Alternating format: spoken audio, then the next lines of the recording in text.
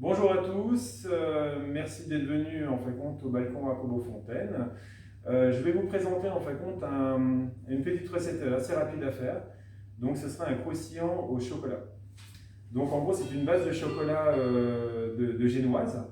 Donc vous prenez, j'ai mis à chauffer dans un bain-marie. Donc pour les ingrédients, il nous faut du chocolat, il nous faut du beurre, du chocolat, des œufs, du sucre, de la farine et un petit peu de beurre. Le beurre là, en fin de compte, c'est seulement pour mettre avec le pinceau pour faire une coloration. Donc j'ai pris un cul de poule que j'ai mis déjà dans un bain-marie, donc de l'eau avec chauffée. Je prends mon bain-marie, je prends mon cul de poule, pardon. Je mets mon beurre et le beurre, je le mets à chauffer.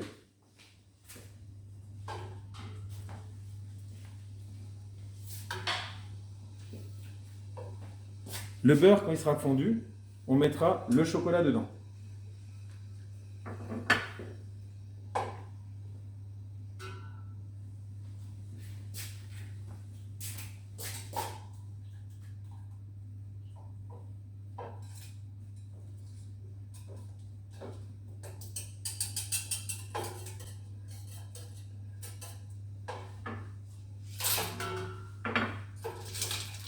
Regardez.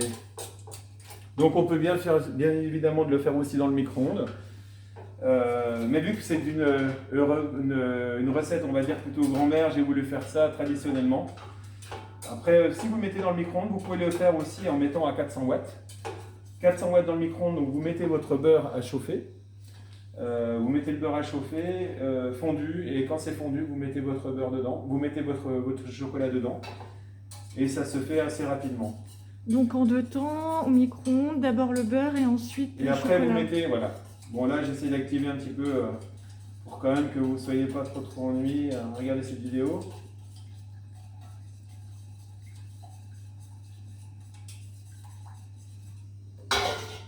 Voilà.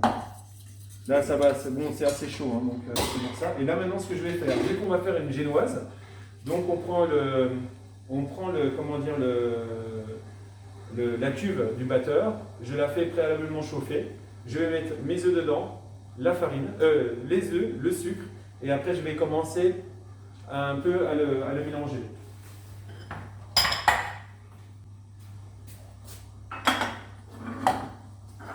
Donc là, je mets mes œufs.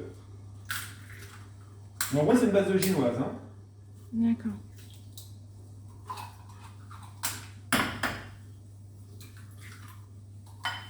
Voilà.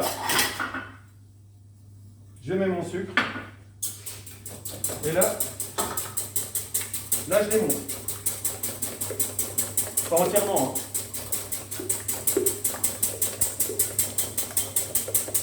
En gros, c'est pour que la cuve soit chaude. Hein.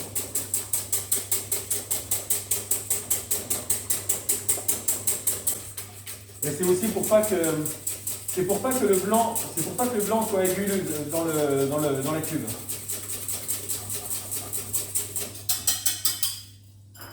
Juste un petit peu, vous voyez.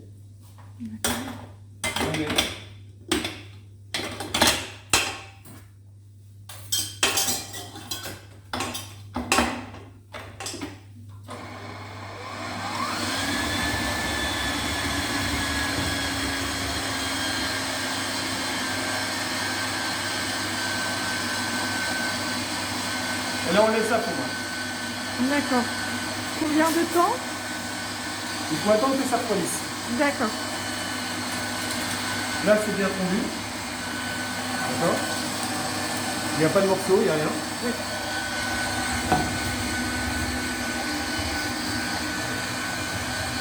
Bon, c'est pas sa place initiale ici. Hein. C'est pour ça que ça bouge. C'est une grosse machine.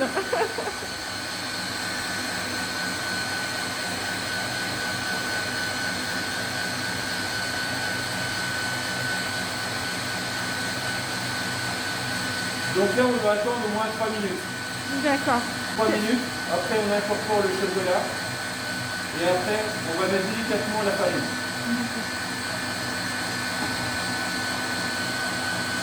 En gros, vous voyez que quand c'est bon, c'est de regarder la cuve qu'elle soit froide. Donc il faut que ça soit, que c'est refroidi Et la texture doit être lisse. Comment doit être la texture? Comment doit être la texture?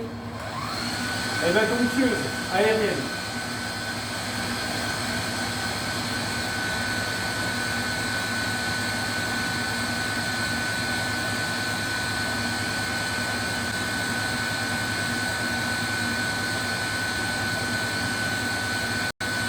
Là, c'est long. Hein. Un déroulement, ça y est, maintenant ça a bien émulsionné.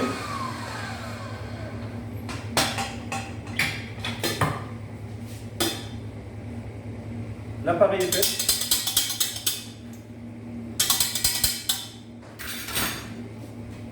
Voilà. On va incorporer le chocolat.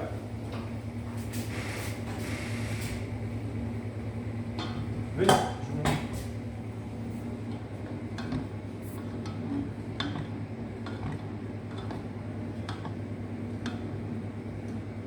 Donc là, on voit bien les textures justement obtenues avant l'assemblage et au moment de l'assemblage.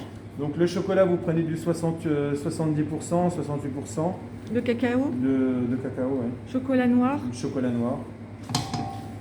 Après, moi, je prends toujours du Weiss. Et après, vous incorporez. D'accord. Et que vous fassiez le contraire, hein, que vous fassiez chocolat ou farine, c'est pareil. Hein. D'accord. La D'accord. farine avant ou le Voilà. chocolat avant, Par c'est contre, pas vous trop mélangez grave. pas, il ne faut pas le mélanger comme un tabanard, il faut y aller tranquille. En incorporant petit à petit. Voilà. Et donc, moi, j'ai appris que la spatule s'appelle une maryse. Voilà. Marie. C'est des morceaux de farine qui restent dedans. Oui. Ça pose pas un gros problème. Hein. S'il y a un petit morceau un de petit peu farine, de il faut pas grumeaux, s'affoler. d'accord. Oui, ça fond au moment de la cuisson, du coup. Voilà. Bon, ça Joli fondra couleur. pas, mais Ça va se dissoudre. ça se dissout. Donc là, ce produit-là, vous le laissez pendant, on va dire, 2 à 3 heures au frigo. Donc vous le faites le matin. D'accord. Et après, vous pouvez commencer à le manipuler. Autrement, ce que vous pouvez faire, c'est de le mettre carrément dans un moule. Vous prenez un plat à cake, vous le beurrez, vous mettez de la farine, et après vous le mettez dedans, vous le mettez au frigo, et après vous le cuisez un peu plus tard, vous le cuisez 2 heures plus tard. D'accord. Là, on va faire une autre position. Je vais vous montrer. Donc là, j'ai 2 possibilités à vous faire. Donc ça, c'est du chocolat, ça, c'est du beurre. C'est seulement pour faire avec le pinceau. Un petit peu de modernisme. Donc là, j'ai deux produits différents. Là, j'ai de la feuille de brique et ça, c'est de la pâte à filo. D'accord? Donc ça, c'est plutôt le côté oriental. C'est des trucs qui sont assez fins. Et autrement, vous avez la pâte à filo, mais ça fait un peu plus épais. Mais ça dépend si vous voulez en acheter, ça dépend ce que vous pouvez avoir dans les produits, dans les magasins. Pâte à filo, feuille de brique. Voilà. Donc ce produit-là, vous le prenez. Moi j'ai des moules. Donc soit vous pouvez prendre ça, le moule là, c'est pour vous montrer en fait l'exemple qu'on peut faire soit avec un plat ou soit vous montre un exemple différent. Donc moi ce que je fais, je coupe. Un carré. Je coupe un carré qui est vachement plus gros. Mon beurre, je vous avoue. Après, vous faites ça grossièrement, il n'y a pas de problème. Hein. Donc là, il y a une double épaisseur, c'est ça? Là, il y a plein de feuilles. Hein. D'accord. Je vais en avoir besoin de. Je vais m'en servir aussi de mon côté.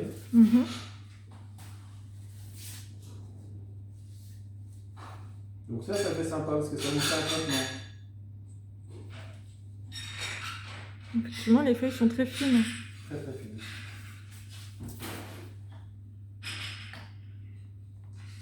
Donc je mets le beurre. Après je reprends une autre feuille. D'accord.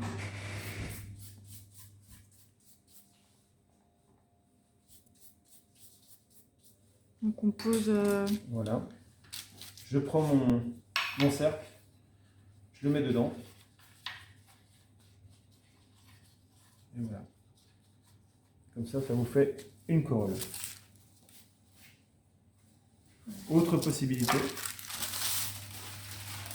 que si vous n'avez pas de papier, vous voulez pas prendre de papier, vous voulez pas prendre de, comment dire, acheter du papier de pâte à philo, vous prenez un morceau comment dire, de papier sulfurisé, vous le beurrez, vous faites ça, vous mettez dedans. Voilà, assez haut, parce que ça peut monter. Normalement, ce produit-là, vous devez le garder pendant, on va dire, 2 heures au frigo. D'accord. D'accord. Pour si vous faire un montage comme ça. Mais vu que je suis un peu malin, pour ne pas vous ennuyer, j'en ai refait un autre. Donc la texture obtenue après avoir laissé au frigo, Voilà. c'est celle-ci. On dirait de la mousse au chocolat. Et vous en mettez pas beaucoup, hein. Donc, c'est vrai que vous faites... D'accord. En gros, il faut mettre une cuillère, quoi. Bon, là, j'en mets plus parce que comme ça va fondre. Ce sera plus sympa. Allez, hop. Parce que c'est pour vous, j'en mets un peu plus. Voilà. Et là, on va mettre au four. Donc, vous pouvez mettre dedans, vous pouvez mettre de l'ananas, vous pouvez mettre des mangues, vous pouvez mettre aussi des framboises, vous pouvez mettre des fraises. D'accord. Vous les mettez dedans. Ce qui est vachement révélateur, en fait, qui donne vachement de goût avec le chocolat, c'est comme les framboises. Les framboises, c'est le meilleur ami du pâtissier. Ça joue sur l'acidité, Voilà, ça révèle un peu les saveurs du chocolat, c'est ça? Voilà. Oui. Vous restez là, je le mets dans le four donc pendant 10 minutes à 180 degrés.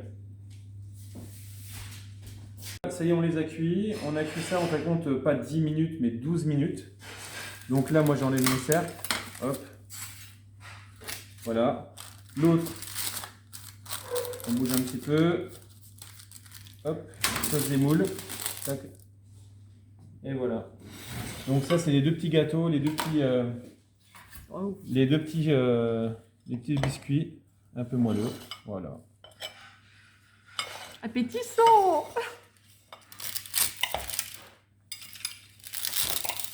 Oh là là, ça a l'air trop bon! Ça sent bon, hein? Ah oui, ah oui, même on est masqué, hein, je précise, mais même avec le masque, on sent toutes les saveurs. Là. Voilà. Merci beaucoup. Merci beaucoup. Au À plaisir. bientôt. Au revoir. Au revoir. Merci.